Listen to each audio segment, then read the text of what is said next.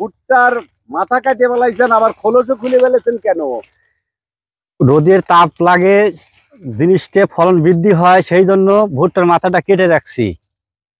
আর খোলস? খোলসটা ছড়াইছি এই কারণে রোদের তাপ লাগলে, বেশি লাগলে জিনিসটা ফলন বেশি হয়, সেই জন্য খোলসও খুলে রাখছি।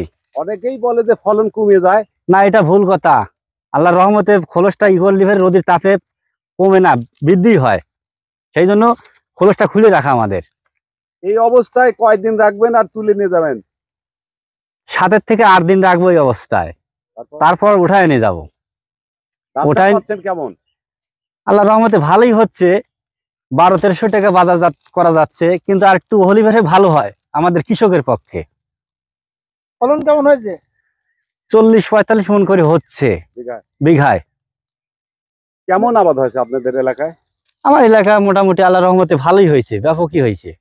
অন্যান্য ফসলকে এই ভুট্টা আবাদ করতে ভুট্টার পশু পাখি সব জিনিসই খায়, এই জন্য ভুট্টার আবাদ করা। মাড়াই করে, গুঁড়া করে গরু খাওয়ানো হয়, আবার কয়েল পাখি আছে, আবার মুরগি, ব্রয়লারের, সব দিক দিয়ে দেখা যায় যে ভুট্টার ব্যাপক চাহিদা। এই জন্য ভুট্টার ক্ষেতটা আমরা আবাদ করি, মানে পরিচর্যা করি আর কি। আগে একটু কম ছিল, এখন বেশি হওয়ার কারণে এই ধরনের কারণে এখন বাজারে চাহিদা বেশি, এই কারণে আমরা ভুট্টা চাষাবাদ করতেছি বেশিরভাগ। ভুট্টার মালা কাটতেছি হচ্ছে আপনি এই করার জন্য, মানে রোদ লাগার জন্য। তারপর এটা তুলে দিছি, রোদ লাগবে, শুকিয়ে যাবে, কম পরিশ্রম হবে। এটা হচ্ছে 1 সপ্তাহ পরে থাকছিলেন।